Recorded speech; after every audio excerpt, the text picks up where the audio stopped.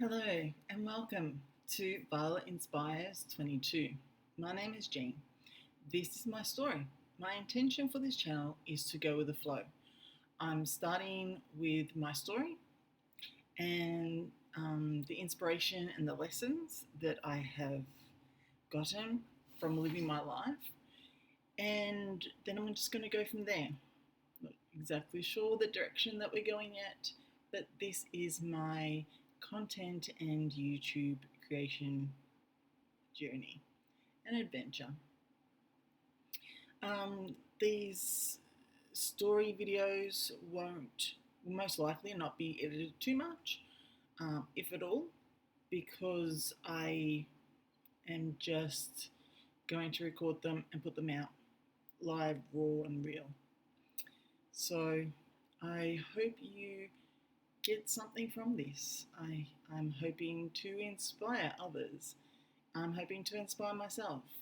But the main reason I'm doing this is to tell my story and to get to a place where I actually own my story instead of my story owning me. Now, we all have a story, and all of our stories own us to a certain degree because that's who we are in this life. That is our experiences. That's why we are how we are now. But I believe that when you have a really traumatic life and upbringing, that it can definitely handicap you and make you a certain type of way. I don't know. But yeah, that's the reason for it. So I want to introduce myself. Like I said, my name's Jean, and I know that I'm brave, loving, generous, kind, and wise. To clarify, when I say brave, I don't mean that I'm not scared. Doing this is scary, and so many things in life are scary. Being brave to me is being scared, feeling the fear, and doing it anyway. I also have a harder and darker side with everything I've been through. I don't have time for mind games, cruelty, and people being mean. One thing that I am proud of myself about is that I know I've been through a lot. And again, anybody who is living this life, you've been through stuff. It's inevitable. It's the reason why we're here. If it wasn't, then there'd be people that didn't go through a lot of stuff. So, yeah. I am proud of myself because the things I've been through have been really traumatic and hard for me. And I have come out the other side still being a kind person who is generous and brave and loving and kind and wise, like I said. So, yeah. So, I hope you enjoy this adventure that we're going to go on, my story. And yeah, if you have comments, leave them below. Yeah, I'm open to sharing other people's stories on here and things like that. So, yeah, I just keep on saying yeah, and that's okay. I love to look on the bright side and will see the darkness that is presented to me in my life and the circumstances and experiences in my life. I have started a business that is multifaceted. I'm here to inspire awakened women and to listen to my guides. I do this by doing readings at expos and online, so psychic readings, and by inspiring fibre artists with artisan crochet art pieces that I design. I'm creative, logical, and wise. I have undiagnosed ADHD, and I believe that I am on the spectrum. And while doing IQ tests, I was gifted on the IQ tests, like the different levels. So all this really means to me is that I'm just all kinds of neurodivergent and not interested in going on medication and things, That might be part of my journey down the track. But right now, it's just I'm on this journey of self-discovery, and I've discovered these things about myself because when I was growing up, there really wasn't anything. ADHD, I don't think was really a thing. Um, you were only seen as autistic if you were really high needs. Um, Gifted. Well, after the stuff that I went through, I was in the special class for kids that needed extra help.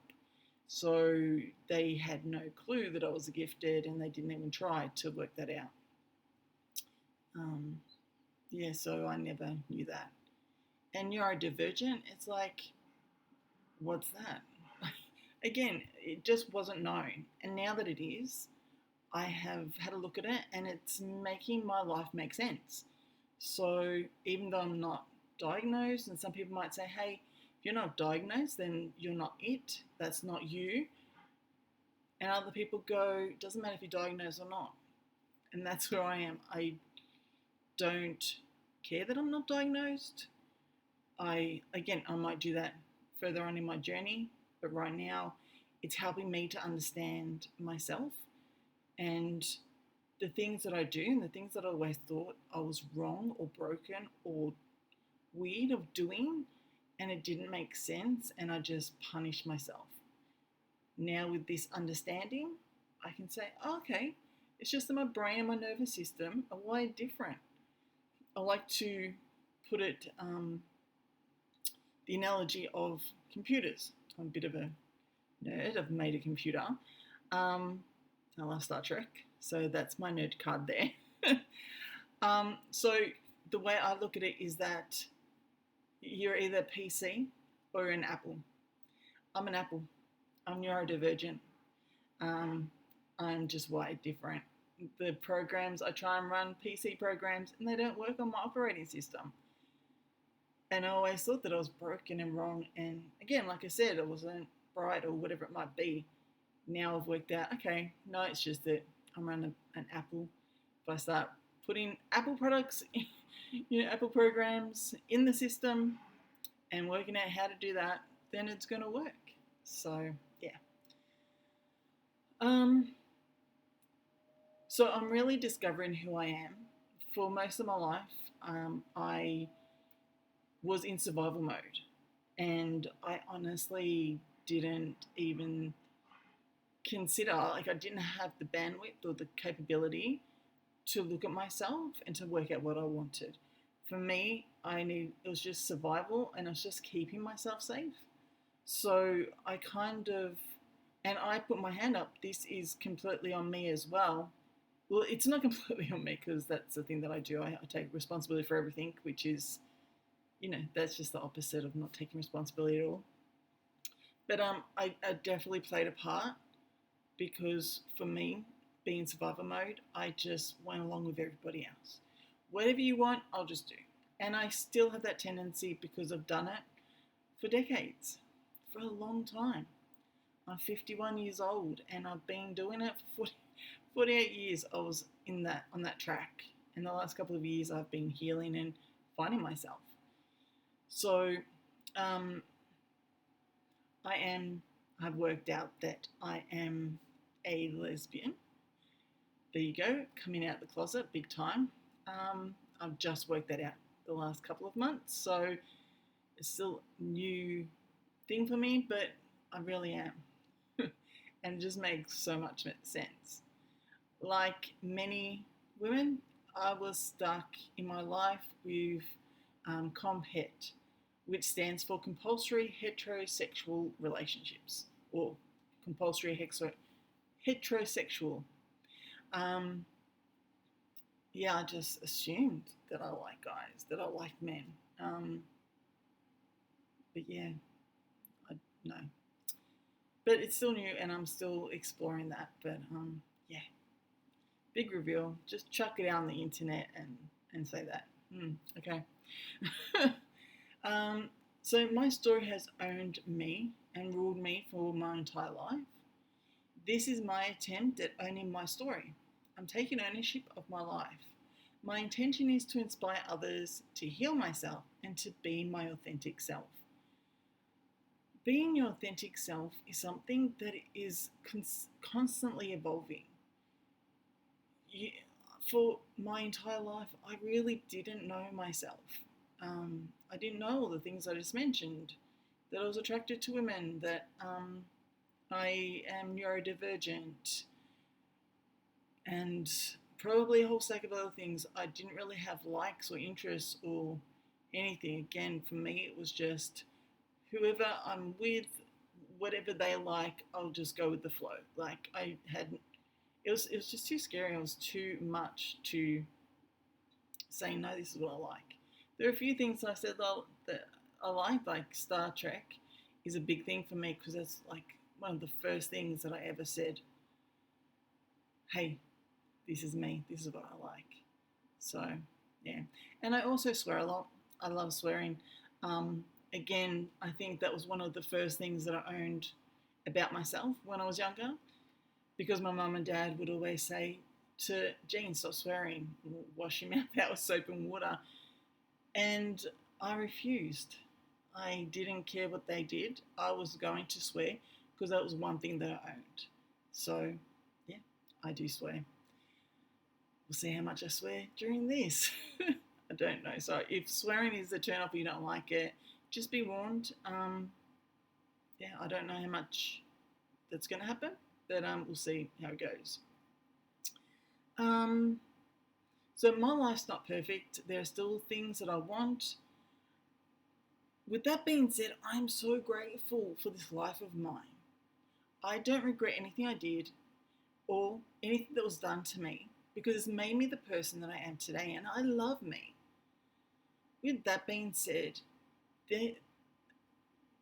even though I don't regret what was done to me, it's not an excuse. It was still traumatic. It still hurt me. But I'm not going to let that stop me from loving my life.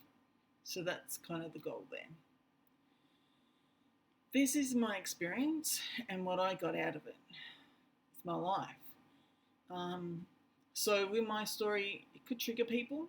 And if it does, I'm really sorry. It is not my intent to trigger anyone. But I have been through some stuff, like a lot of other people. And a lot of other people have it a lot worse than I did. And other people didn't have it as bad and whatever. So it's not a game, it's not a competition. It's just, this is my life, this is my experience. And this is what I got out of it. This is how I got to where I am today, loving myself. Because believe me, I didn't start there. Probably started there, in the very beginning, but it quickly changed. So here we go.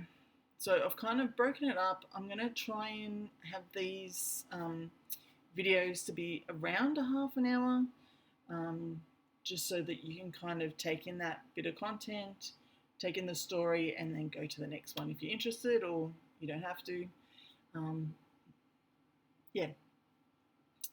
So before the divorce, that's the first bit. So I was born in the early 1970s in Victoria, Australia. I've always been sensitive and in tune with the unseen realms. My parents had relationship issues, which, hey, who doesn't have relationship issues? So, like, my mum would scream and get upset, and dad would drink. He would avoid it and drink. And he would scream back too, but it was more mum was the aggressive one. So I had my best friend, her name was Rebecca, and one time that I remember is she came over to have a sleepover. And so in the morning we had a sleepover, and then in the morning we got up and it was breakfast. So mum at that time always, I'm assuming it was winter because she did this more winter, she made us porridge for breakfast. So I was used to porridge. I'd grown up on it, so it wasn't a big deal. Yeah.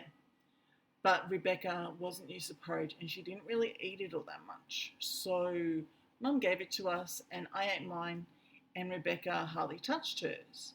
And she said to me, look, I don't like it. Could you eat it for me? Because my mum was very much, come on, you've got to eat it, can't go out until you've eaten it or whatever. So I said, yeah, okay. I'm kind of full, but all right, I'll eat it. And because, I want to go out and play. And if we don't eat breakfast, then she's not going to let us go out and play.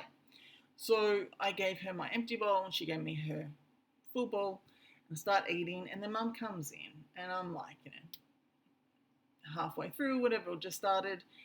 And I remember mum came in and she goes, Jean, you should be more like Rebecca. Look at Rebecca. She's eating all her breakfast. Isn't she good? Come on, Jean, hurry up. You're delaying your opportunity to go outside and play because you haven't eaten up all your breakfast. And it was that common thing of a lot of parents do of comparing you to somebody else that is doing the right behavior. And it really, and obviously Rebecca, took the compliment and said, yeah, she was like all innocent. And I just sat there and I was so annoyed. I was a bit pissed off because I'd actually eaten that. And now I was doing her a favour and then I get told off. Wasn't fair. But yeah, so that's one experience I remember. Isn't it funny how we mostly remember the painful or negative experiences? Yeah, so I'm going to try and think of all of the experiences that I can remember, but because I've been through a lot of trauma, my memory isn't as full as some other people's might be. So anyway, then I remember visiting, another memory I have of before the divorce was visiting neighbours' kids around my age and going to the park and playing games. I drove my mum crazy with why questions. I just wanted to know how everything worked and why things were the way they were. I was just so curious. It's like, why is the sky blue? Why did the cars move? Just anything. For me, I just enjoyed learning. I always have. I still do, and I always will. I had a sense of humour. I had friends. I had a great imagination and would play make-believe. I had imaginary friends. The thing with imaginary friends is that I believe that they were my guides because I still talk to them today. So might be adult imaginary friends, but I refer to them as guides. And yeah, so even when I was a kid, I would talk to my guides that everyone would tell me it was my imaginary friends. I went to primary school, which was a few blocks away from my place. I'd walk to school on my own, even in grade prep or kinder or whatever you call the very first year that you start school. And at that time, in the mid to late 70s, the Young Talent Time show was a big, it was one of the big shows on TV. And one of my favourites was Dannii Minogue. And obviously she is famous in her own right, but her sister Kylie, who is a famous singer, and was famous from Neighbours. Anyway, they lived around the suburbs that I lived in, and I remember walking to school one day with my friends, and some older kid came up to me and asked if I was Dannii Minogue's sister. So because he thought I looked like Dannii Minogue. So that was my one brush with fame, being mistaken for Dannii Minogue's sister.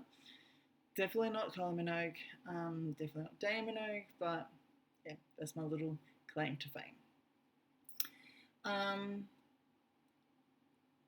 So I was around 5, 6 years old when that happened. I remember my family going to watch a circus, and there's this really vague memory of watching the circus, and one of the circus workers came up to me and my mum and offered us drinks. And then I remember feeling weird after that. And I think that my mum, I remember her talking to a friend and saying that she thought that the drinks were spiked or something. So that was a weird experience. And I don't know if that was true or not, but yeah. These are just my memories and the things that I experienced as my story. Yeah. One time I was watching TV and my mum had an appointment to go out. So she wanted to go and I wanted to watch whatever was on TV. I think it was a movie. And I didn't want to go. And instead of my mum making me go, she goes, okay, fine, you stay. So I stayed, watched TV, I was happy while the movie and stuff was on. And then that finished, and then I started to get bored and hungry. And this is a common occurrence. You know, a lot of Gen X kids will have the same stories. I'm thinking, and that's what I've heard, is that she went out for the day and she didn't rush back. And I was home alone. I would have been anywhere from 5 or 6. So, yeah, I don't know if it was school holidays or if it was before I started school. And it started getting dark, and I didn't like the dark when I was a kid. And yeah, I was there all by myself. She just left me. And that was a real experience. That was very traumatic because when you're a little kid, I was hungry. I didn't know how to make food. Then I went and got food, I don't know. But I didn't know what it was like to be alone. Little did I know that was a taste to come of what was to come. So, yeah. So my mum had a temper and she would scream a lot. She had a lot of mental issues. She was bipolar.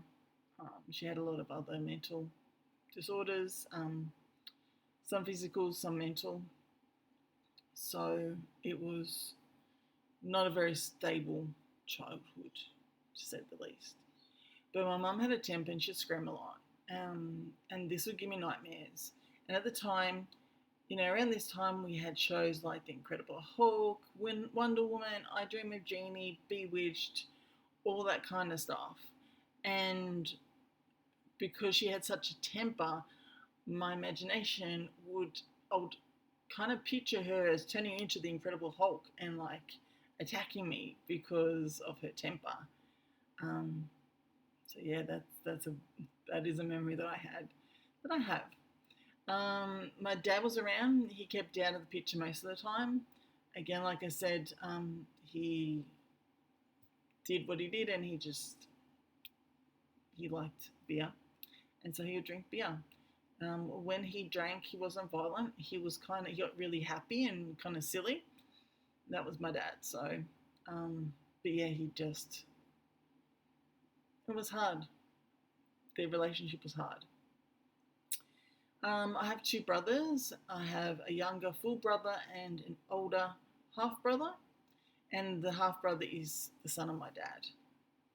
One time I was outside. I spent a lot of time outside. And I remember talking to my guides, or imaginary friends, whatever you want to call them. Back then, imaginary friends, now guides. But I remember talking to them, and they said, okay, Jean, you need to make a decision. Everybody makes this choice, but most people make it subconsciously. I've told this story a few times, and I've had 1, maybe 2 people who have said that they can remember making a conscious choice. So yeah, if you can remember making a conscious choice, it might be I would assume it's a different experience than what I had. But please leave a comment. I'd be really interested to know. Anyway, I digress. So I was outside and my guide said, okay, Jean, you need to make a conscious choice. You need to either put my flame down, like extinguish my flame, not extinguish it, but it's like a pilot light, make it really small, or I need to protect my flame, one of the two.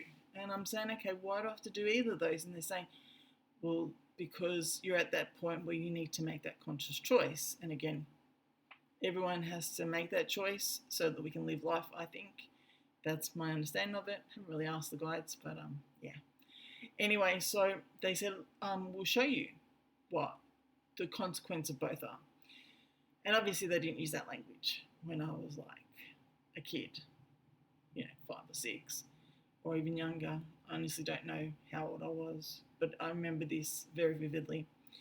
They said, okay, we're going to show you. So they showed me if I put my light down, if I made my light small, how my life would be. And they said, okay, so you'd go to school, you'd fit in a bit more, life would be a little bit easier. And, it's still going to be difficult, but, you would fit in more. You wouldn't be as ostracized or left out or picked on. And life would be a little bit easier, when you're a kid. But then when you got to a certain age, I would need to start from pretty much the beginning and build that flame up again to do the work that I'm here to do. And this is part of the work I'm here to do. So I saw that and I go, okay. And then they said, okay, let us show you if you kept your flame high and you protected yourself, if you protected the flame. Because they made it really clear to me that the flame was the most important thing in my life. It was my life kind of thing. Yeah, it's hard to explain. Anyway, they showed me what it would look like if I kept my flame up. School and my earlier life would be difficult. I'd be picked on, left out, ostracized, bullied. I think I was going to get bullied regardless, but yeah. So things were a lot tougher. But then when I got to a certain age and I needed to start doing this work, then it was pretty much just ripping the wall down that I had constructed to protect the flame. But my flame was big, and then it could kind of just flare up and out and make this work so much easier.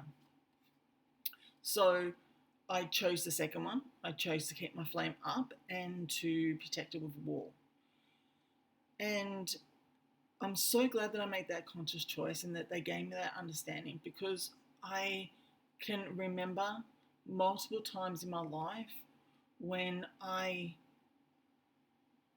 things would be hard, like things would be difficult and I didn't want to do it, or I didn't like what was happening, and I would stop and I'd go, okay, I need to make a choice. This is the choice I'm going to make because I'm protecting my flame, and my flame is so important. So it was like an anchor point, and it gave me that like moral compass. Well, I don't know if morals is the right word, but it gave me that compass of, this is who I actually am. This is my authentic self, and I need to stay true to it. And even though I am,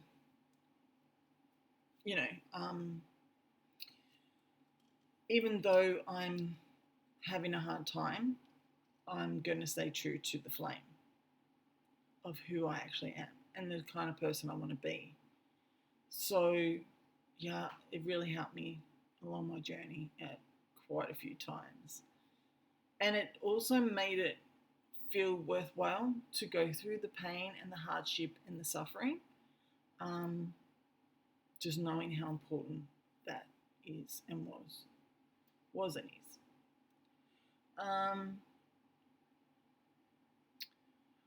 So I'm looking at notes here, so just bear me for a moment. I'm really glad that I picked what I picked. It was part of who I am and what made me who I am. I've always known deep in my soul that I have the potential to live to be 150 years old. Now, this is knowledge that I had when I was a kid, and I didn't know what 150 years old would even look like or anything like that. And when you're a kid, you kind of look at a 20-year-old and you go, wow, that person's really old. I never did that. Like, I would look at a 50-year-old and go, oh, that person's still quite young. That was always my attitude. So it was different in that way. Um, and yeah, I don't really go around telling everybody that that's what I think. I do tell people that I trust, but now I'm telling everybody on the internet that yeah, I believe I'm gonna live to 150. Is that gonna happen? Time will tell. I don't know. And if I'm wrong, I'm wrong. That's okay. But that's what I've always believed. So, and I have actually met about 3 or 4 people. So not quite a few, but 3 or 4 people who have told me that they have always known that they're going to live to 150, 200, 300, whatever, like some crazy number when it comes to society. Like, we think if you get to 90, then, or even 100, then, just die now. You know what I mean? I've always thought, yep, I'm going to live to 150. So if that's right, I'm only 1/3 through. So yeah, next 2/3 should be interesting. So that's it for the first part. Again, it's around a half an hour, just over half an hour. I hope you enjoyed this. Thank you for listening.